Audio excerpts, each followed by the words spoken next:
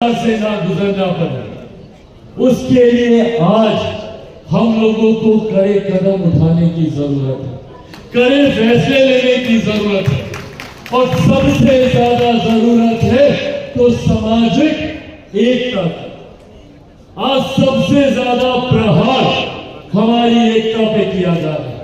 आज सबसे ज्यादा प्रयास हम लोगों को तोड़ने का किया जा रहा है ताकि आपस में हम लोग बटे, आपस में हम लोग एक दूसरे का हम लोग विरोध करें। और जो अंग्रेजों के जमाने की नीति चलती थी, डिवाइड एंड रूल की, बांटो और शासन करो, उस नीति पर कई ऐसे राजनीतिक दल हैं जो कार्य करने का प्रयास कर रहे हैं और हम लोगों को बांटकर अपनी राजनीतिक रोटियां सेकने का काम कर रहे हैं। और बड़े बड़े लोग इसमें शामिल हैं, बड़ी बड़ी संस्थाएं इसमें शामिल हैं।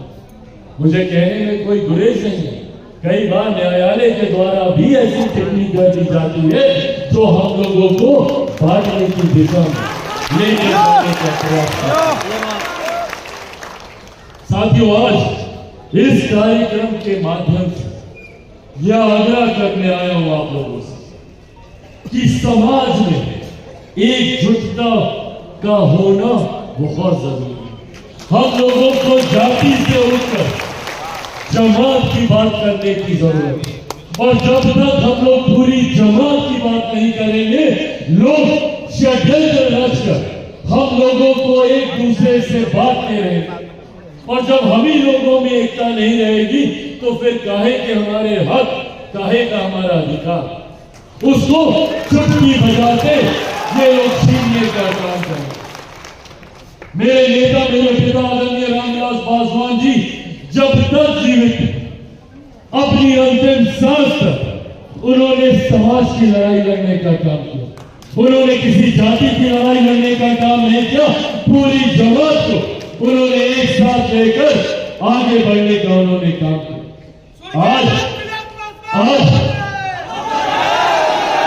आज कई ऐसे राजनीतिक दल हैं जो बड़े बड़े हमारे आदर्श, हमारे नेताओं के ठेकेदार बनने का प्रयास कर रहे हैं। डॉक्टर बाबा साहेब भीमराव अंबेडकर जी, जिनको कई राजनीतिक दलों ने जो दशकों तक आजादी के बाद सत्ता में रहने का काम किया, उन्होंने कभी बाबा साहेब को पूछना तक जरूरी नहीं समझा। आज अपने राजनीतिक लाभ की दृष्टि से, अपने राजनीतिक लालच की सोच से आज बाबा साहेब का नाम लेते ये लोग नहीं थे।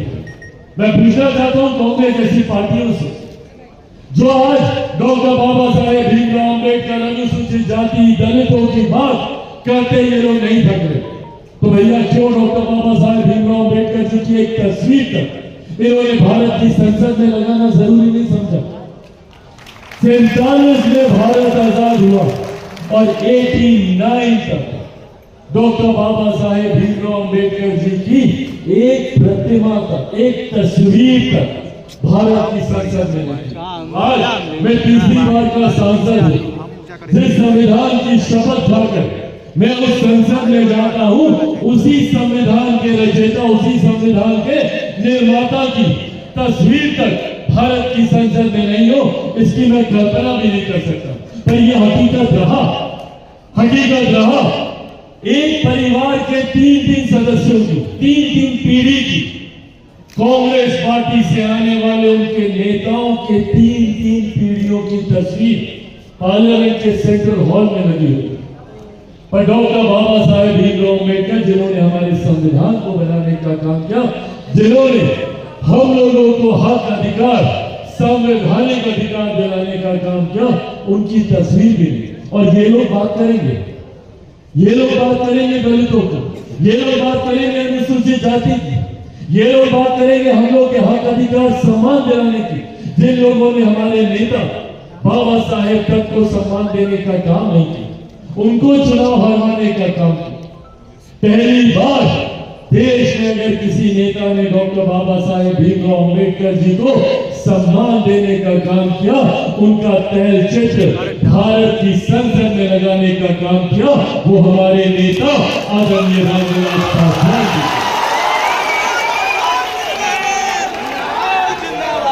वीपी सिंह जी की वो सरकार 89 में, वीपी सिंह जी की वो सरकार जिसमें पहली बार मेरे पिता आदरणीय रामविलास पासवान जी केंद्र सरकार में मंत्री बने। श्रम एवं कल्याण विभाग की उनको जिम्मेदारी सौंपी गई और उस वक्त का ये विभाग बहुत बड़ा विभाग होता था। आज इस विभाग को 6-7 छोटे छोटे विभागों में बांट दिया गया। सोशल वेलफेयर मिनिस्ट्री को आज की तारीख में उसमें से बाल महिला ये सब अलग कर दिया गया। उस वक्त ये तमाम मंत्रालय 6-7 मिनिस्ट्रियां मिलकर एक बड़ा मंत्रालय हो गया। उस वक्त पहली बार हमारे नेता आदरणीय रामविलास पासवान जी की ये देन है कि उन्होंने भारत के सेंट्रल हॉल में और जब उन्होंने इस प्रस्ताव को सामने रखा तो इन्हीं लोगों ने, ये विपक्ष में जो लोग आज बैठे हैं, इन लोगों ने इस बात को कहा कि भैया यहाँ पे जगह नहीं है। उस वक्त हमारे नेता आदरणीय रामविलास पासवान जी ने कांग्रेस के नेताओं को मुंह तोड़ जवाब देते हुए कहा था कि जगह दिल में होनी चाहिए, अगर दिल में जगह है तो दीवार में।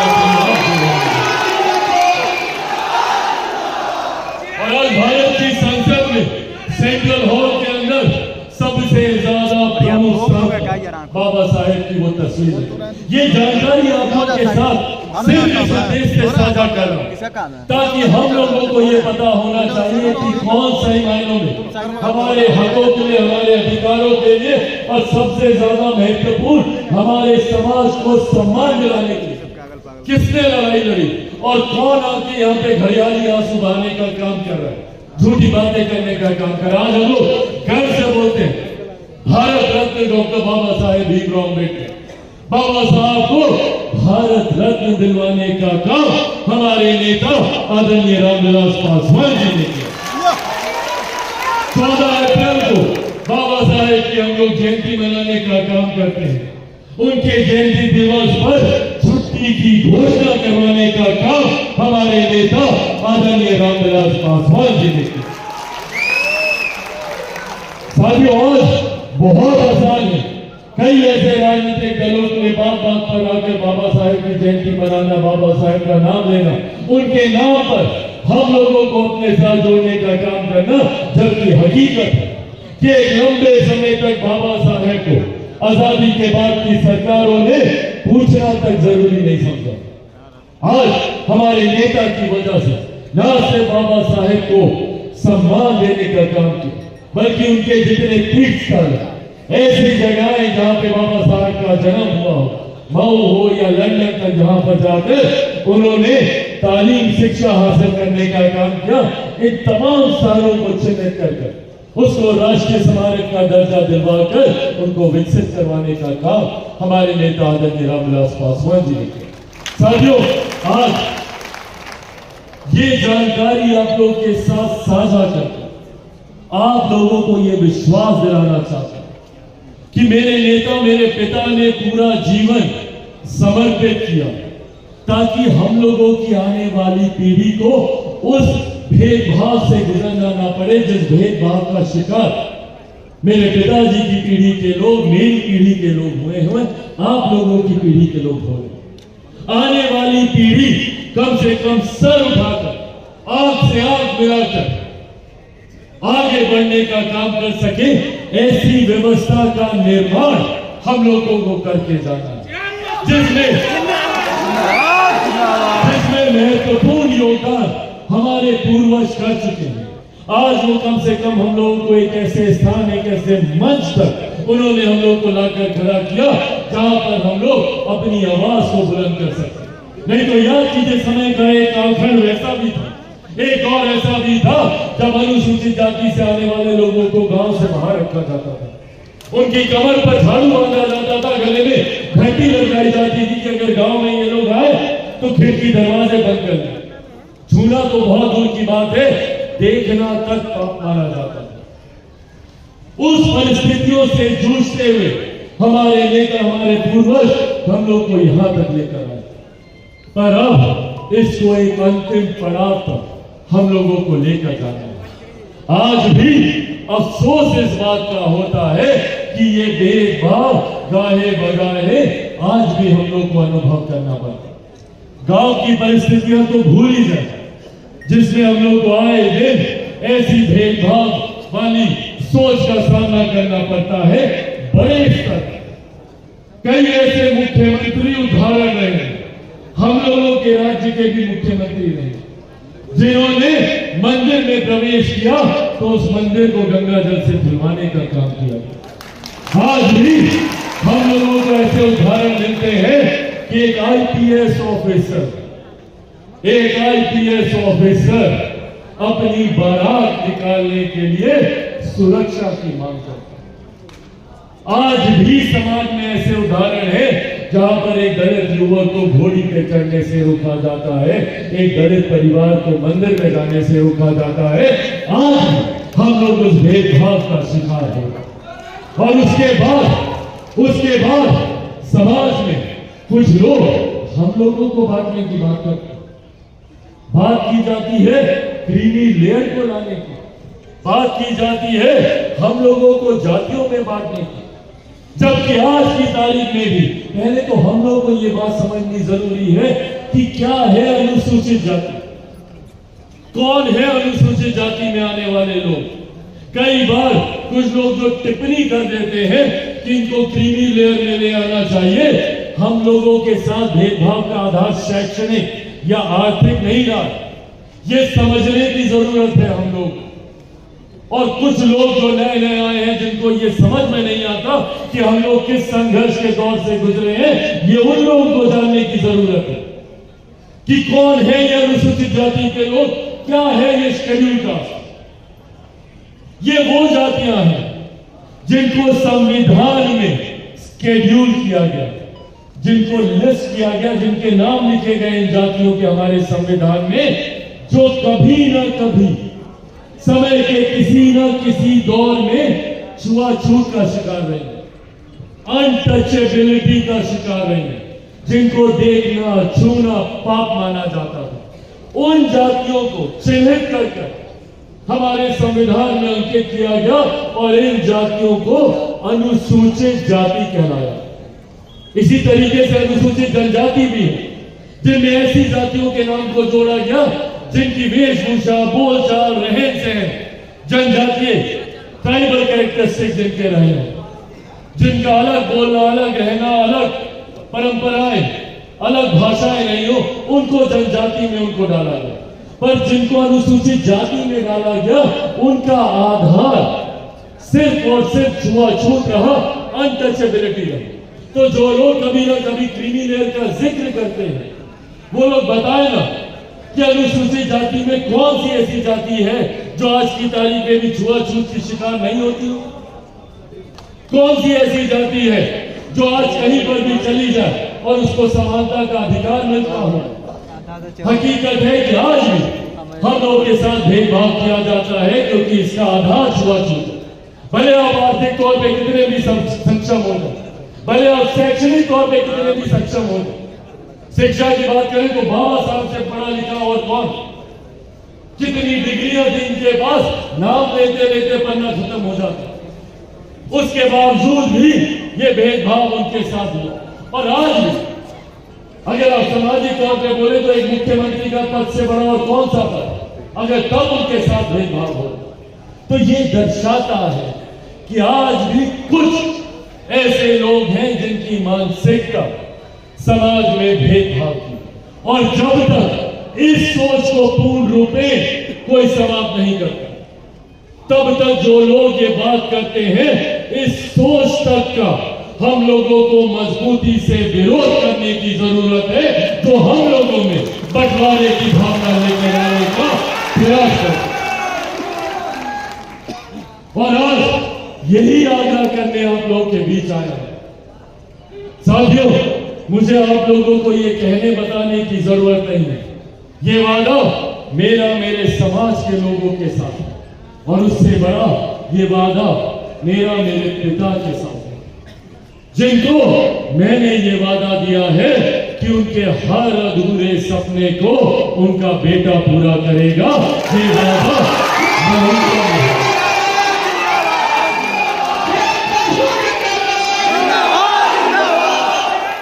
और उनके सपनों में सबसे बड़ा सपना यही था कि कैसे हमारे समाज के लोगों को देश में बराबरी का हक, अधिकार बिना किसी भेदभाव की भावना के साथ वो सर उठाकर गर्व से आग में आग मिलाकर दुनिया का सामना कर सके, इस दिशा में हम लोगों को आगे बढ़ने की जरूरत है।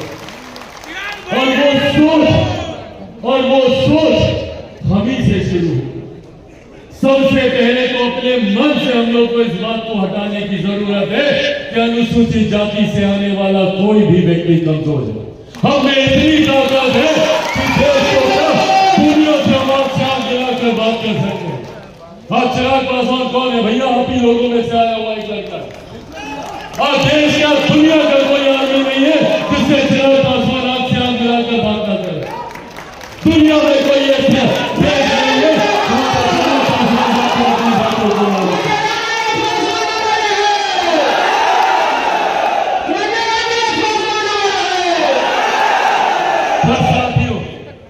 लोग हैं जो इस सोच का बदला चिराग पासवान को समाप्त कर लेना चाहते हैं, जो नहीं चाहते कि भैया ये लड़का क्यों इतना बोल रहा है, जिनको नहीं पसंद आता कि ये अपने समाज का हाथ पकड़कर क्यों आगे लेकर जा रहा है, जिनको नहीं पसंद आता कि ये अपने पिता के जाने के बाद उनकी सोच को क्यों आगे बढ़ाने का काम करे, और वो मानसिकता वाले लोग चिराग पासवान को समाप्त करने का प्रयास करते हैं, चिराग पासवान को तोड़ने का प्रयास करते हैं।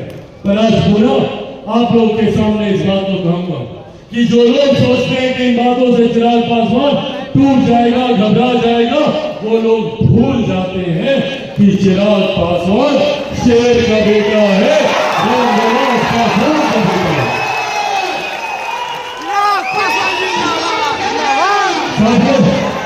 ना टूटने वाला हूँ, ना झुकने वाला हूँ, और डरता तो भैया मैं किसी से नहीं हूँ।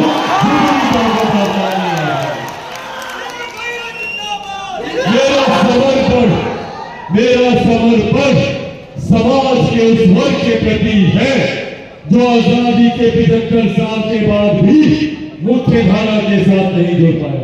मेरा समर्पण समाज के हर उस व्यक्ति के प्रति है जो आज भी पलायन का शिकार होता है, दूसरे देश, दूसरे प्रदेश जाता है शिक्षा के लिए, रोजगार के लिए, व्यवसाय के। मेरा समर्पण आज भी हर उस महिला और उस बुजुर्ग के प्रति है जो स्वास्थ्य सेवाओं के लिए दूसरे राज्य जाते हैं, हर उस महिला के प्रति है जिसका शोषण, जिसके साथ दुष्कर्म सिर्फ इस सोच के साथ किया जाता है कि वो फलाना जाति से आती है।